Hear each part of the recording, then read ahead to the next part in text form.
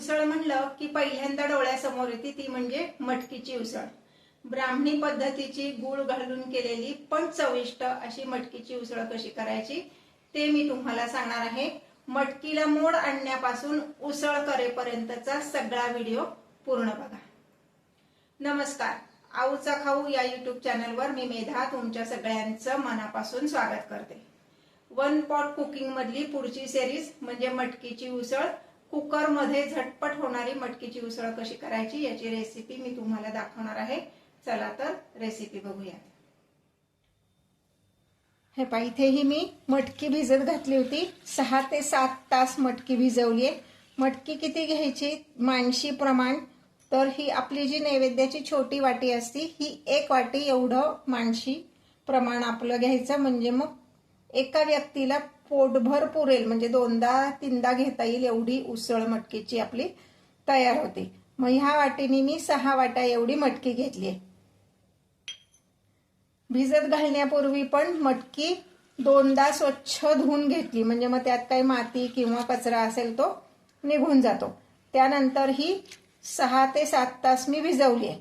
आता ह्याच्यावर थोडासा हा जो फेस आलेला दिसतोय हा आपल्याला काढून टाकायचा आहे, म्हणून पुन्हा हे सगळं पाणी मी आता काढून टाकणार आहे आणि एकदा ती धुवून घेणार आहे। मग आपण त्याला मोड आणणार आहोत। हे पहा, हे जे भांड आहे मी अर्धच भरलेलं आहे। आता आपण पुढची प्रोसिजर बघतोय। सध्या हे जे मोठं भांड आहे हे मी बाजूला सरकवते। आता मी काय करणार आहे, माझ्याकडे एक असं जाळीवाला बाउल आहे, तर हे जाळीवाला बाउल मी ह्याच्यावर असा पालथा घालणार। छान व्यवस्थित बसतो हा। हे असं उपडं करायचं आणि इथे हे एक पातेलं घेतले, त्या पातेल्यावर हे ठेवायचं। ह्याच्यामुळं काय होतं, पातेल्यात पण हवा असती, हे खालचा जो बाउल आहे हा जाळीदार आहे त्यातनं हवा मिळते, आणि हे जे आपण प्लॅस्टिकची बरणी किंवा भांडं घेतलं ह्यात पण वरती हवा शिल्लक राहते। ह्या सगळ्यामुळं ही जी ह्या भांड्यातली जी हवा आहे ती आणि पातेल्यातली हवा आहे ती दोन्हीही उबदार होतात, आणि उबदार हवेमध्ये आपण जे काही कडधान्य ठेवू त्याला मोड चांगले येतात। आता हे मी ओव्हरनाईट असंच ठेवणार आहे। आता मटकीला मोड आणण्याचा दुसरा एक प्रकार आपण बघणार आहोत। मी इथे एक स्टीलचा बाउल म्हणा किंवा कढई अशी घेतलेली आहे, एक भांड, की ज्या भांड्यावर माझी ही जाळी व्यवस्थित बसेल। ही जाळी मी ह्यात ठेवते आणि ही जी भिजलेली मटकी आहे ती सगळी मी ह्यात घालणार आहे। सगळं पाणी निथळून घ्यायचंय, म्हणजे मग मटकीला वास लागत नाही। पाणी जर त्यात राहिलं तर मटकीला कुबट वास लागतो, त्यामुळे पाणी निथळून मगच त्यामध्ये ह्या जाळीत घ्यायची ती। हे पहा, इथे आता मी ही सगळी मटकी काढून घेतलेली आहे। आता ह्याच्यावर मी एक कॉटनचा कापड, जे मी ओलं करून घेतलंय ते असं फक्त घालणार आहे। कॉटनचं कापड, हे कापड मात्र ओलं करून घ्यायचंय, आणि ह्याच्यावर मी एक झाकण ठेवणार आहे। हे असं झाकण ठेवलं की मधली जी हवा आहे ती उबदार हवा तयार होती आणि त्यामुळे मटकीला मोड छान येतात। मी 2 प्रकार दाखवले आहेत, तुम्हाला जो प्रकार सोपा वाटेल त्या पद्धतीने तुम्ही मोड आणू शकता। आता हे पहा, मटकीला मोड आलेले आहेत, तुम्हाला दाखवते।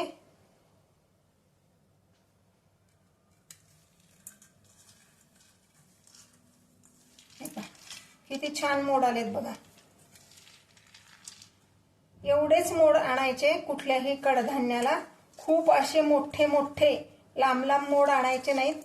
खूप लांब असे मोड वाटताना वाटतं किती छान मोड आलेत म्हणून, पण ते खूप मोठे मोड आले की कडधान्याची मूळ चव बदलती, ते कडधान्य कुजल्यासारखं किंवा पानसट लागतं। व्हेरेज असे जर छोटे छोटे असे मोड आले असतील तर त्या कडधान्याची मूळ चव टिकून राहते आणि पदार्थ चवीला छान होतो। आता हा जो दुसरा प्रकार आहे मोड आणण्याचा तो पण मी तुम्हाला दाखवते। हा वरचा बाउल काढून घेते। हे पाशी छान मोड येतात। मटकी अशी मोकळी मोकळी झाली आहे, अजिबात चिकट झालेली नाहीये आणि योग्य प्रमाणात त्याला मोड आलेत। या पद्धतीने तुम्हाला जी आवडेल ती मोड आणण्याची पद्धत तुम्ही वापरू शकता। इथे मी गॅसवर एक कुकर ठेवलाय, त्यामध्ये 2 टेबलस्पून एवढं तेल घातलेलं आहे। तेल व्यवस्थित तापलं की त्यामध्ये 1 चमचा एवढी मोहरी घालणार आहोत। मोहरी तडतडली की त्यामध्ये कढीलिंबाची पानं घालायची। त्यानंतर 1 चमचा जिरे, 1 चमचा हिंग, अर्धा चमचा एवढी हळद घालून ही आपली फोडणी तयार आहे। आता यामध्ये मी मोड आलेली मटकी घालते। किती घेतली ते सांगते।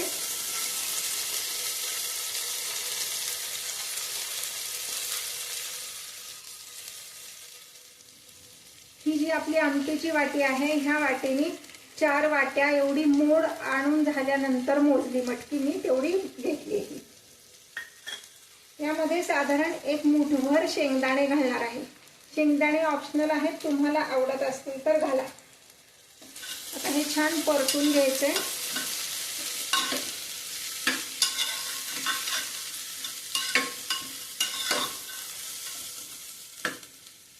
हे परतून होईपर्यंत दुसऱ्या गॅसवर मी एका पातेल्यामध्ये पाणी गरम करायला ठेवलंय।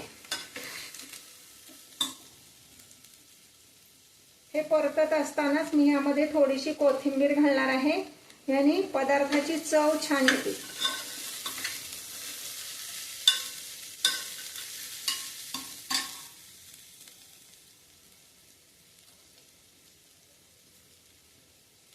यामध्ये मी घालणार आहे 1 चमचा लाल तिखट। मिसळणीच्या डब्यातला जो चमचा आहे त्या चमच्याने लाल तिखट घातलंय। त्याच चमच्याने 3 चमचे एवढा गोडा मसाला घालणार आहे। सगळं व्यवस्थित हलवून घ्यायचंय। एक चमचा एवढं मीठ घालणार आहोत आणि 1 टेबलस्पून एवढा गूळ घालायचा आहे। कुठलंही कडधान्य करताना त्यामध्ये गूळ नक्की घालावा, एकतर पदार्थाची चव वाढती आणि ते कडधान्य पचायला थोडंसं हलकं होतं। आता हे मी व्यवस्थित परतून घेतलेलं आहे। आता यामध्ये मी पाणी घालणार आहे। मगाशी मी सांगितलं तसं दुसऱ्या गॅसवर मी पाणी उकळत ठेवलं होतं, ते उकळलेलं पाणी ह्यात घालणार आहे। त्यामागचं लॉजिक लक्षात घ्या, जेव्हा आपण एखादा पदार्थ कुठलीही भाजी किंवा असं फोडणीत परततो तेव्हा त्याचं टेम्परेचर वाढलेलं असतं। त्यात जर आपण गार पाणी घातलं तर ती भाजी शिजायला वेळ लागतो। त्याऐवजी त्यात आपण गरम पाणी घातलं तर भाजी पटकन शिजती आणि आपण जे मसाले घातले ते कमी असले तरी सुद्धा त्या पदार्थावर छान तर्री येते। आता मी गरम पाणी घालते यात। हे पाणी किती आहे तर 1.5 वाटी एवढं फक्त पाणी मी घालणार आहे, कारण मला फार रस्सा नको। तुम्हाला रस्सा जर जास्ती हवा असेल तर तुम्ही पाण्याचं प्रमाण वाढवलं तरी चालेल।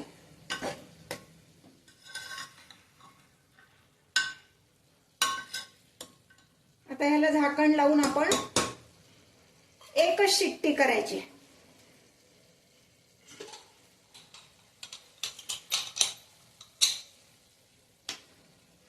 नेहमीप्रमाणे एक टीप, जेव्हा आपण मसाला घातलेले कुठलेही पदार्थ कुकरमध्ये करतो तेव्हा ह्या गॅसकेटला थोडंसं तेलाचं बोट लावून घ्यायचं, म्हणजे त्यातला मसाला सगळा बाहेर येत नाही। एकच शिट्टी करायची, म्हणजे मटकी अति शिजून गाळ पण होत नाही आणि कच्ची पण राहत नाही। हे पाशी ही आपली मटकीची उसळ सर्विंगसाठी तयार आहे।